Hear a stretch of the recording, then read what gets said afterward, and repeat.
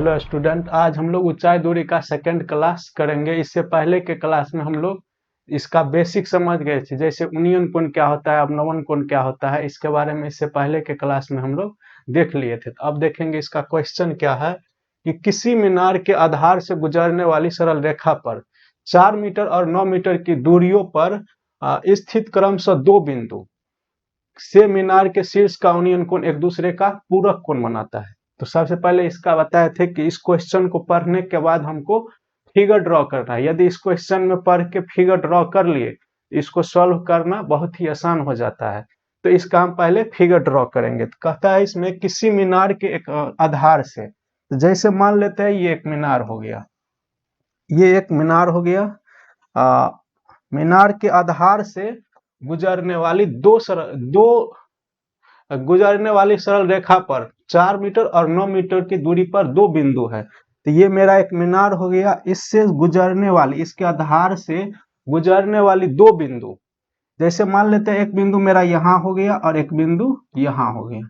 कहते आधार से गुजरने वाली दो सरल रेखा पर 4 मीटर की दूरी पर, एक मान लेते हैं ये दूरी मेरा हो गया 4 मीटर का, 4 मीटर का, और यहां से ये दूरी मेरा हो जाएगा 9 मीटर का। आधार से गुजरने वाली सरल रेखा पर 4 मीटर की दूरी और 9 मीटर की दूरी पर दो बिंदुओं से, एक बिंदु ये हो गया, इससे हम इसको देखा जाता है इससे, और एक बिंदु यहाँ है ये, इससे जो देखते हैं तो शीर्ष का यूनियन कोण बताए थे कि जब वस्तु ऊपर हो और देखने वाला कोई व्यक्ति जो नीचे से देखता है तो उसके आंख पर जो कोण बनता है उसको यूनियन कोण बोला जाता है। तो यूनियन कोण हो गया। लेकिन यूनियन कोण क्या कहता है? मीनार के शीर्ष के यूनियन कोण पूरक है, एक दूसरे का पूरक है। तो सबसे पहले जानना है कि पूरक कोण क्या होता है। तो जब दो कोणों का योगफल 90 डिग्री हो उसको बोला जाता है पूरक कोण। जैसे पहले एक एग्जाम्पल में पूरक कोण के बारे में समझते हैं। जैसे कहेगा 10 डिग्री का पूरक कोण क्या होगा, तो 10 डिग्री का होगा तो 90 में से हम क्या करेंगे, 10 को माइनस कर देंगे तो कितना हो जाएगा, 80 हो जाएगा। जैसे 20 का बोलेगा तो 90 माइनस 20 70 हो जाएगा। जिस दो कोण का योग 90 डिग्री हो उसको बोला जाता है पूरक कोण। तो पूरक कोण हम लोग समझ गए। तो इसमें लिखा हुआ है कि 4 मीटर और 9 मीटर के दूरी पर से दो बिंदुओं का क्या बनाता है, पूरक कोण बनाता है। तो जैसे मान लिया ये मेरा हो जाएगा थीटा, तो ये कौन सा एंगल होगा, 90 माइनस थीटा, ये होगा 90 माइनस थीटा, ये कोण बन गया। अब इसका नाम लिख लेते हैं, क्या होगा इसका, ए बी सी और डी। तो क्या पूछा हुआ है, तो मीनार की ऊंचाई ज्ञात करें, मतलब इसका ऊंचाई क्या होगा। तो इसका ऊंचाई मान लेते हैं हम h हो गया।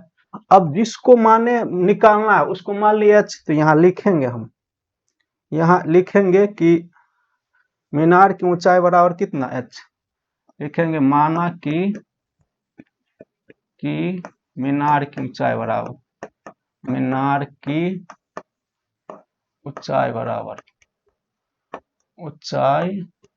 बराबर h मीटर, ये हो गया। इसका ये मान लिए। अब इसका एंगल को भी दर्शा देंगे। बताए थे कि जब तक 90 डिग्री फिगर में नहीं बनेगा हाइट एंड डिस्टेंस नहीं बन पाएगा।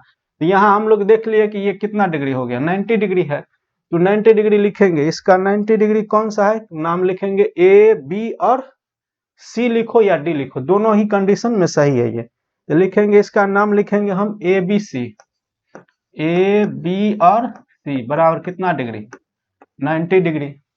अब उसके बाद देखेंगे कौन सा एंगल, तो ए सी और बी कितना डिग्री का कोण बनाता है, ए सी और बी, ये हो जाएगा थीटा डिग्री।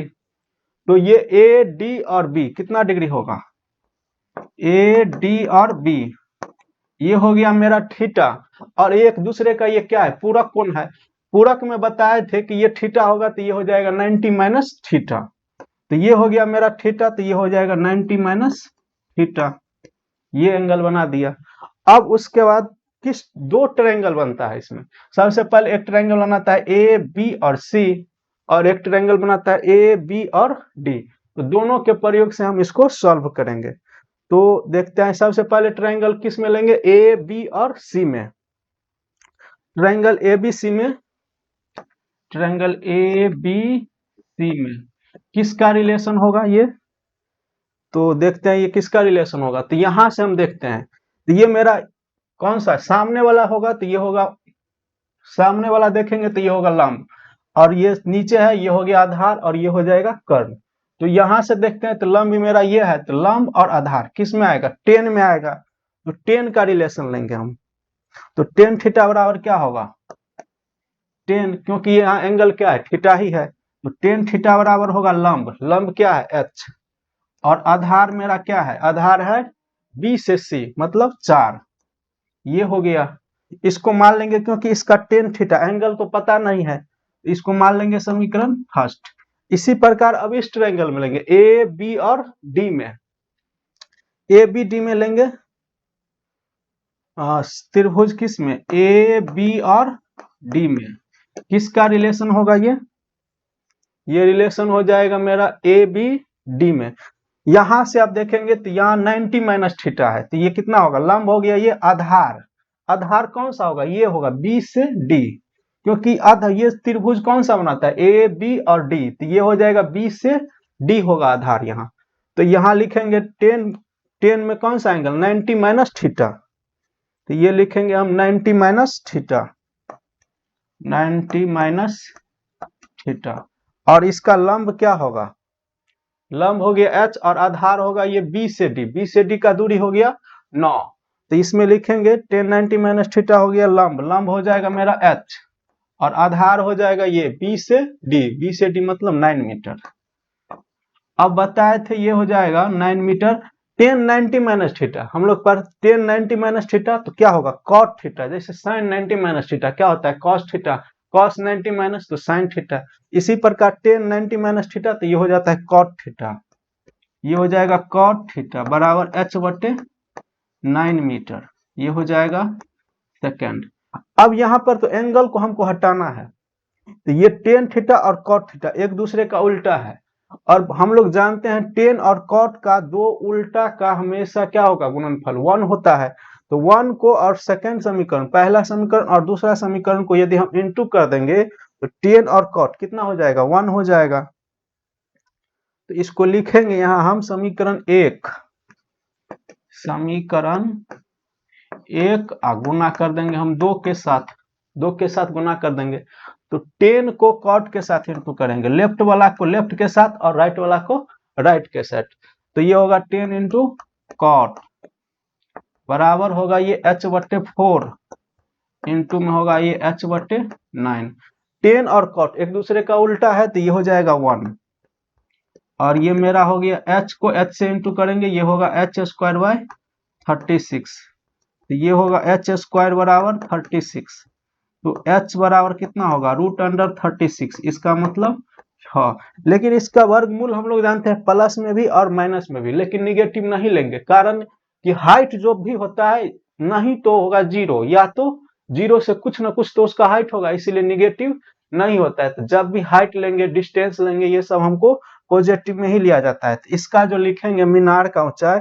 लास्ट में इसका लिखना है क्या, अतः मीनार की ऊंचाई, अतः मीनार की ऊंचाई, मीनार की ऊंचाई बराबर 6 मीटर, ये मेरा आंसर हो गया। अब इसके बाद देखेंगे नेक्स्ट क्वेश्चन।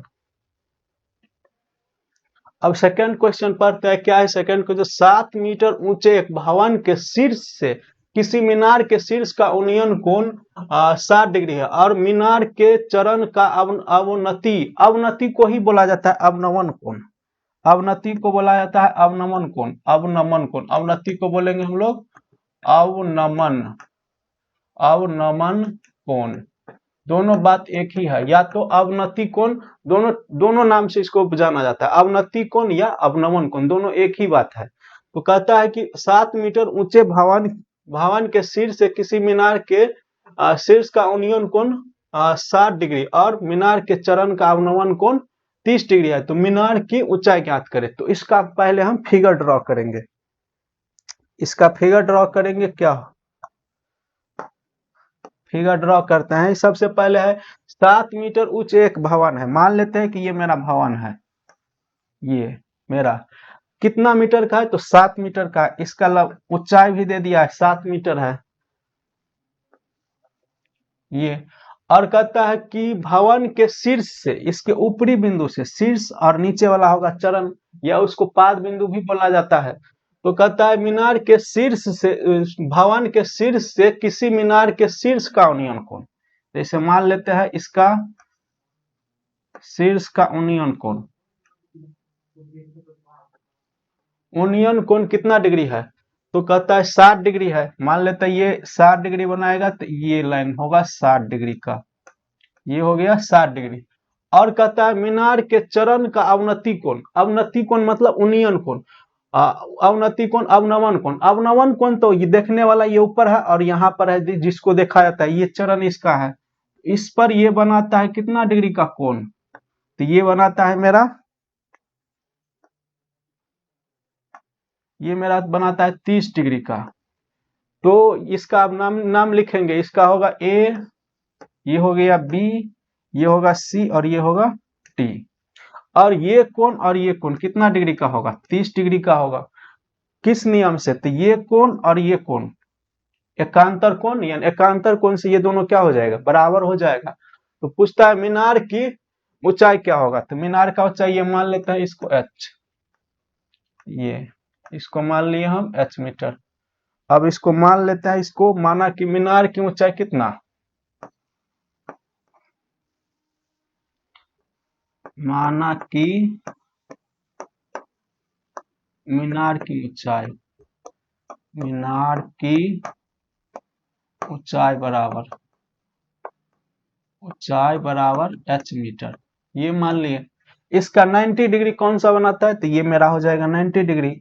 इसका नाम लिखेंगे बी, सी और डी, जो फिगर में दिया हुआ है उसी को इसमें लिखा जाता है। तो ये होगा बी, सी और डी, कितना डिग्री होगा, ये 90 डिग्री होगा।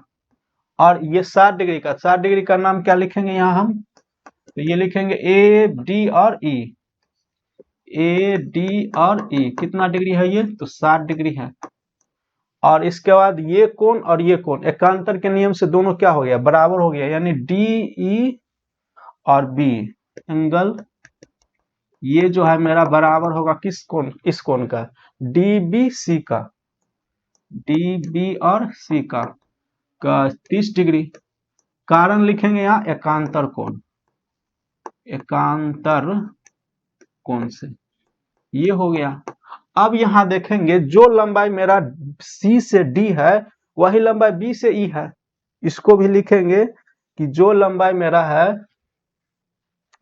सी से डी, सी से डी का लंबाई जो है किसके बराबर है, बी से ई का, बी से ई का, दोनों सेम है, तो सेम है तो ये दोनों कितना होगा, 7 मीटर हो जाएगा ये। अब इसमें हमको जानकारी लेना है, ये ए से ई क्या होगा, तो ये डिस्टेंस मेरा पूरा ए से बी कितना है, h ले लिए है। यदि मेरा ये हो गया 7, तो ये कितना होगा, तो इसको हम कर लेंगे h में से इसको क्या करेंगे 7 माइनस कर देंगे, क्योंकि ये डिस्टेंस ए से बी कितना है, h है। तो b से e यदि 7 हो गया तो ये कितना होगा, तो यहाँ का यहाँ से डिस्टेंस से क्या करेंगे, माइनस कर देंगे, टोटल डिस्टेंस में से ये डिस्टेंस माइनस कर देंगे, ये वाला बचेगा। तो यही यहाँ पर लिखना है हमें कि b से a से e बराबर क्या होगा, a से e बराबर क्या होगा, तो ये लिखेंगे a से e बराबर क्या होगा, ए बी में से किसको माइनस कर देंगे, ए बी में से हमको माइनस करना है b से e, b से e, तो ये हो जाएगा h माइनस 7 मीटर, ये हो गया। अब इसमें किस ट्रायंगल में लेंगे, सबसे पहले लिखेंगे ये बी सी डी में,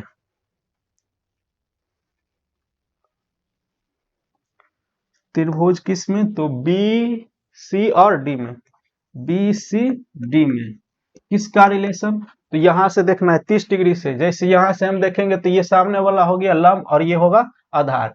बताए थे जो दिया रहेगा और जो निकालना रहेगा उस दोनों के बीच रिलेशन लेना है। तो सामने से देखेंगे ये लंब हो गया और ये निकालना है हमको, तो लंब और आधार किस में आता है, 10 में आता है। तो सबसे पहले लिखेंगे 10 कितना डिग्री, 30 डिग्री, 10 हो जाएगा मेरा 30 डिग्री, ये लंब, लंब कितना है 7 मीटर, और आधार, आधार क्या है बी से सी। टेन 60, टेन 30 डिग्री कितना होगा 1/√3 बराबर 7 cm बाई बी से सी। तो बी से सी कितना आ जाएगा, बी से सी बराबर होगा 7√3। ये हो गया। अब फिर लिखेंगे हम किस ट्रायंगल में, ए बी और ए डी ई में, त्रिभुज त्रिभुज ए डी में, ए ई और डी में किसका रिलेशन होगा। तो यहां से देखेंगे टेन का, टेन होगा टेन 60 डिग्री लंब और आधार। तो लंब मेरा होगा ए से ई, ए से ई कितना है तो h-7, तो ये हो जाएगा। आधार ये मेरा बी से सी और डी से ई दोनों बराबर है, तो मेरा ये क्या हो जाएगा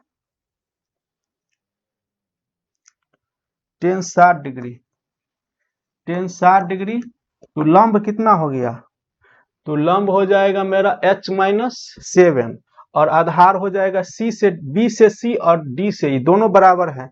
तो ये कितना आ गया है मेरा, ये आ गया है 7√3। तो टेन 60 कितना होगा, ये हो जाएगा h-7 और आधार, आधार था बी से सी, तो ये हो जाएगा मेरा 7√3।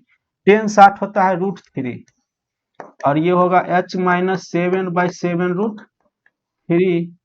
अब इसको सॉल्व कर लेंगे, तो सॉल्व करेंगे तो ये क्या होगा h-7 और ये कितना होगा 7 को करेंगे इंटू √7√3 को √3 से कितना आ जाएगा h-7 और ये होगा 7 और 2 बार रूट में 3 जा होगा 9, यानी 3 को 3 से गुना करेंगे हो गया √9 और 9 का वर्गमूल हो जाता है 3। तो कितना होगा h-7 बराबर में 21, तो h बराबर हो जाएगा 21 + 7 यानी कितना आंसर आएगा 28।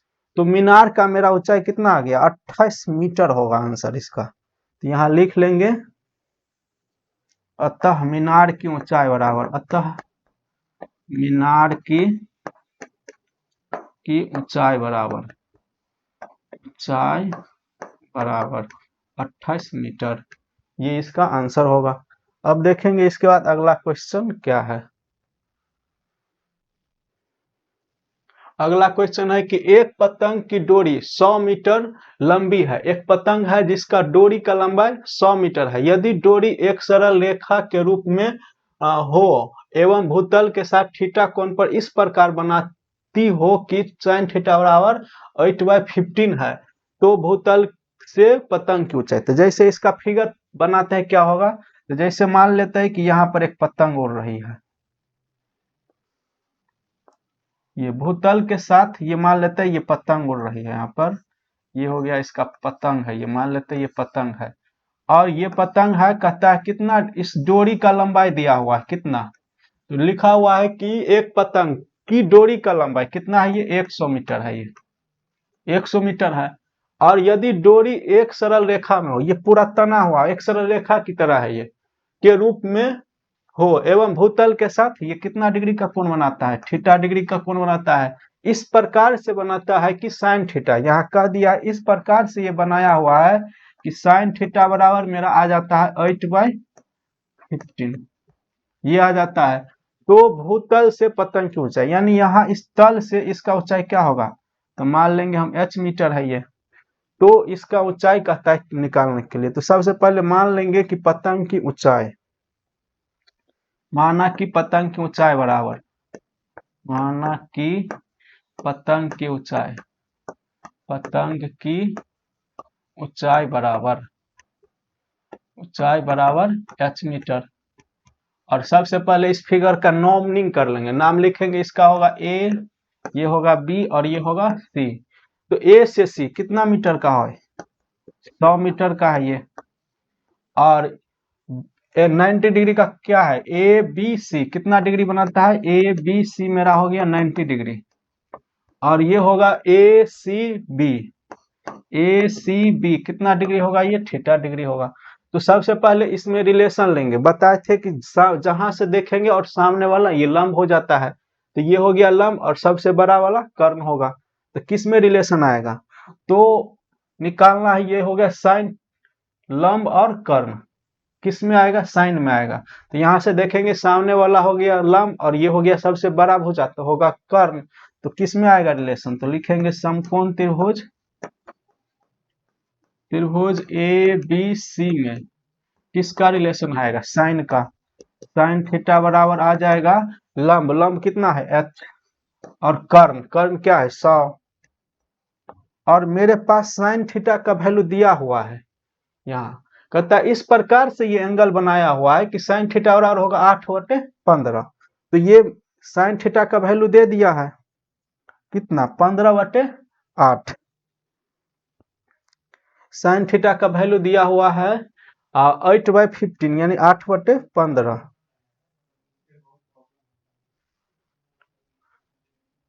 ये दिया हुआ 8/15 बराबर होगा h/100। तो ये होगा 15h बराबर में 800। तो h बराबर कितना होगा 800/15। तो कितना होगा, 5 से काटने पर 5 तिया 15 और 5 होगा 16×5 = 80 यानी 160/3 मीटर इसका आंसर होगा। पतंग कितना मीटर ऊंचाई पर उड़ता होगा, 160/3 मीटर के ऊंचाई पर उड़ता होगा। अब देखेंगे नेक्स्ट क्वेश्चन। अब नेक्स्ट क्वेश्चन है 4 नंबर, हवा के झोंके से एक पेड़ का ऊपरी भाग टूटकर 2√3 मीटर की दूरी पर 60 डिग्री का कोण पर छूता है, तो पेड़ का पहला ऊंचाई क्या होगा।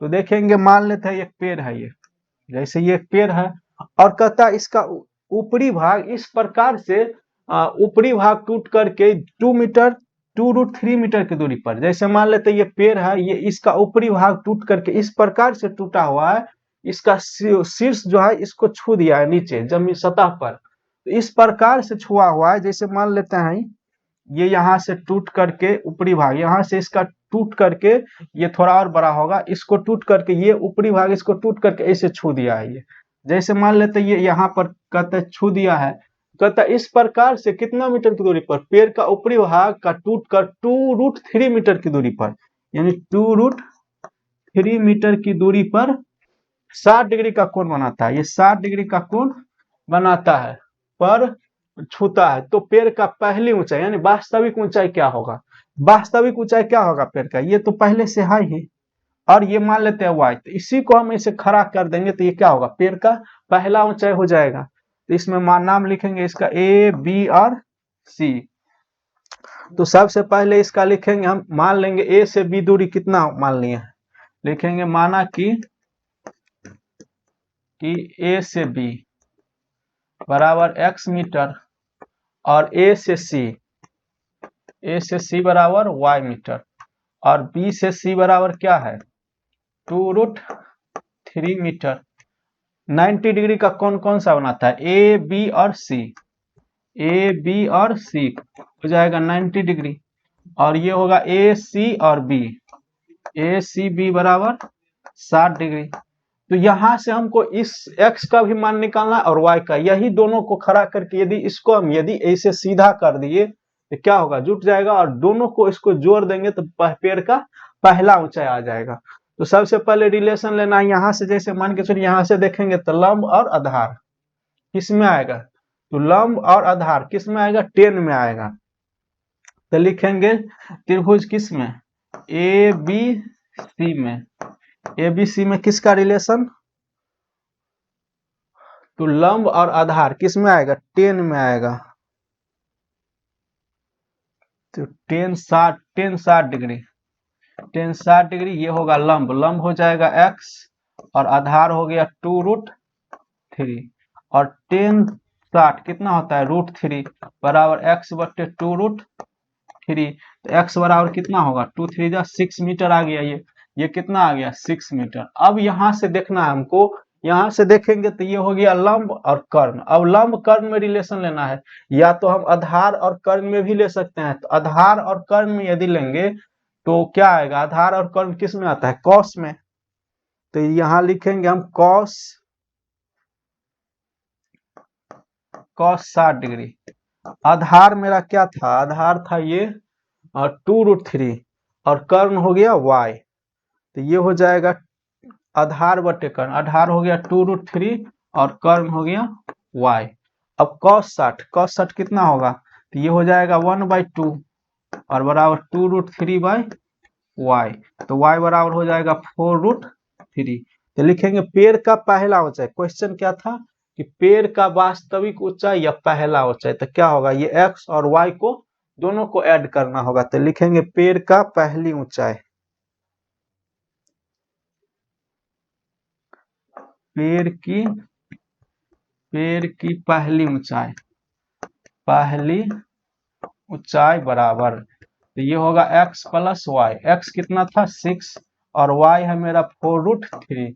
इसी को जोड़ देंगे, या तो यही आंसर लिखेंगे या नहीं तो इसको सॉल्व करके 4 + 6 + 4 और √3 का वैल्यू क्या जानता है 1.73, ये हो गया। इसको सॉल्व कर लेंगे, कितना आएगा 6 + 4 को 3 से गुना करेंगे हो गया 12 हासिल 1, 7 चौक 28, 1 29, 2 और 4 2 6, तो ये आ जाएगा मेरा 12.92 मीटर। पेड़ का पहला ऊंचाई जो वास्तविक ऊंचाई होना चाहिए ये आएगा 12.92 मीटर, ये आ गया पेड़ का पहला ऊंचाई।